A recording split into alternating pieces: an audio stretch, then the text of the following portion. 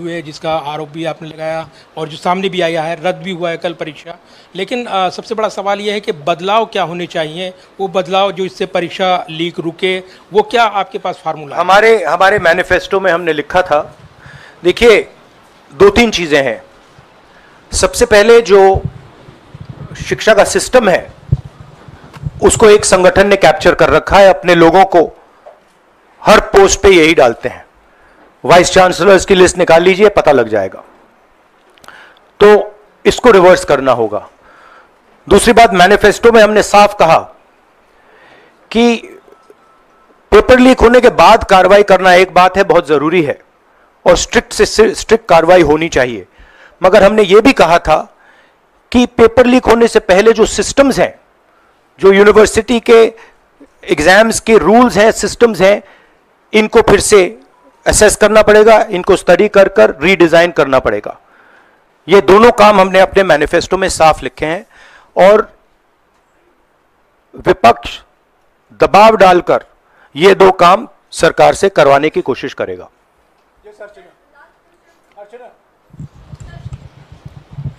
Rahul, do you think so? This is a education emergency, and till now, what is the stand? Government ने जितना भी stand लिया, do you satisfied with that stand? और sir मेरा दूसरा सवाल भी है, जिस तरीके से आप आज स्टूडेंट से मिल रहे हैं, आज let me answer the question. See, there is a huge pressure on our students, and the pressure comes from a number of directions. The first direction is the large scale unemployment that is there in the country. Everybody understands it, everybody knows it, and one of the reasons the government suffered in this election was that all youngsters believe that Mr. Modi is incapable of solving the employment problem. So that's the first thing. Second thing is there's huge pressure because of this, and there are very few avenues for students. In all areas, right? So you've cut off the job avenue. Now you're cutting off the exam avenue. You're saying, you know, you can take an exam, you can study, you can work as hard as you want. On the last date, we're going to tell you that the exam is cancelled. So, you know, that avenue is also shut. You've shut avenues like Agniveer. You've shut avenues like the public sector. So the youth of India have nowhere to go. It doesn't matter whether you're an IIT graduate, IIT student, or you're trying to join the army. The youngsters in India simply have no way through. And it's not just an educational crisis. It's a crisis in pretty much every sphere that we are facing. Now, before the elections, it was very clear that there was massive control of the media, massive control of the other institutions, so people were quiet. Now people are very clear that we are sitting on a disaster, and we've got a government that is crippled, cannot do the job. It's literally walking around on one leg, right? So yes, it's a crisis. It's a profound national crisis. It's an economic crisis. It's an educational crisis. It's an institutional crisis. So, but I don't see any response. I don't even see the capability of a response, right? So हाँ, नहीं, 1 second. Bihar का भैया हमने कहा है कि inquiry होनी चाहिए और जो भी जिन्होंने भी पेपर लीक कराया है उनके खिलाफ कार्रवाई होनी चाहिए।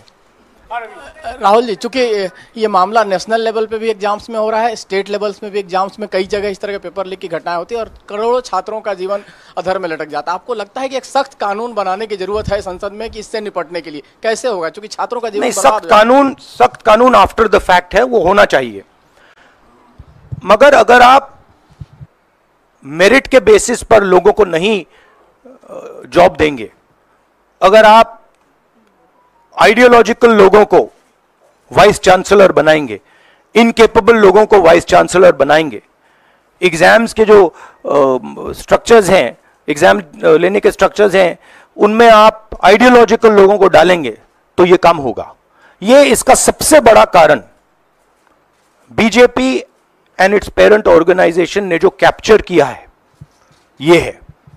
और अगर आप कल्प्रिट ढूंढना चाहते हैं, तो मैं आपको बताता हूं जिन लोगों ने हिंदुस्तान के इंस्टीट्यूशंस को डिस्ट्रॉय किया है, जो पहले ऑब्जेक्टिव हुआ करते थे, इम्पार्शल हुआ करते थे, वो आज इम्पार्शल नहीं है, ऑब्जेक्टिव नहीं है, आइडियोलॉजिकल बना दिए गए हैं और मीडियोकर लोगों को इन इंस्टीट्यूशंस में बैठा दिया गया है। इसका मेन कारण यह है, और इसका आप एपिसेंटर देखिए, पूरा देश जानता है, युवाओं आप सब जानते हो कि इसका पहले एपिसेंटर मध्य प्रदेश हुआ करता था, वहां पे 40-50 लोगों की हत्या हुई थी, ये तब शुरू हुआ था। आप जानते हो कि गुजरात में, उत्तर प्रदेश में और मध्य प्रदेश में इन चीजों का एपिसेंटर है। और आप यह भी जानते हो कि बीजेपी के लोग कहते हैं कि हमारी लेबोरेटरी मध्य प्रदेश और गुजरात है। तो लेबोरेटरी से यह काम शुरू हुआ है और अब यह काम देश में फैल रहा है और आपका इससे नुकसान हो रहा है। जब तक यह रिवर्स नहीं किया जाएगा, जब तक हिंदुस्तान के इंस्टीट्यूशंस इनके हाथों से नहीं छीने जाएंगे और इफेक्टिव, ऑनेस्ट, इम्पार्शियल लोगों के हाथ में नहीं जाएंगे, तब तक ये होता रहेगा। और मैं आपको बता रहा हूं, जब तक बीजेपी रहेगी ये बढ़ता जाएगा।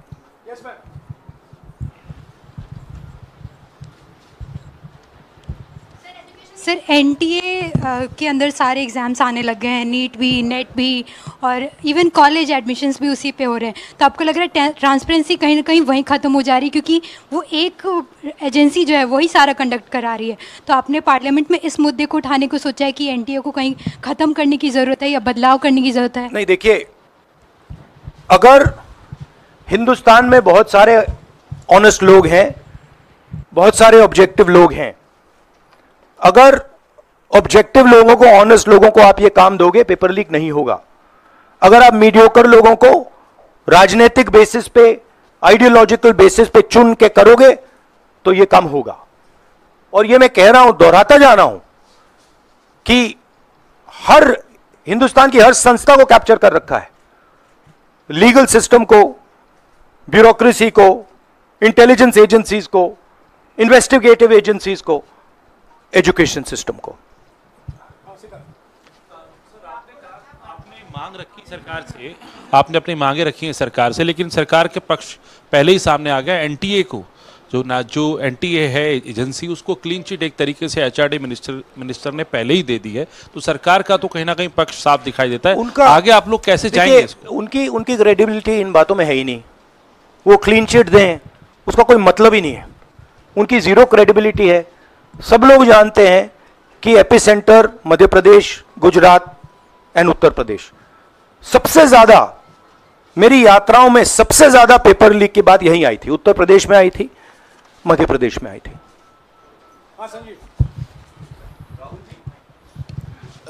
Rahul ji, NTA has conducted one test and which has been cancelled. The other is under doubt, and the court is looking into it. Would you say that the agency like NTA is incapable of conducting such examinations, because two main examinations, and I want it to be disbanded or something? No, I would say that if you let people who know how to run these things and you promote people based on merit, there are multiple ways in which you can do exams successfully. If on the other hand, you are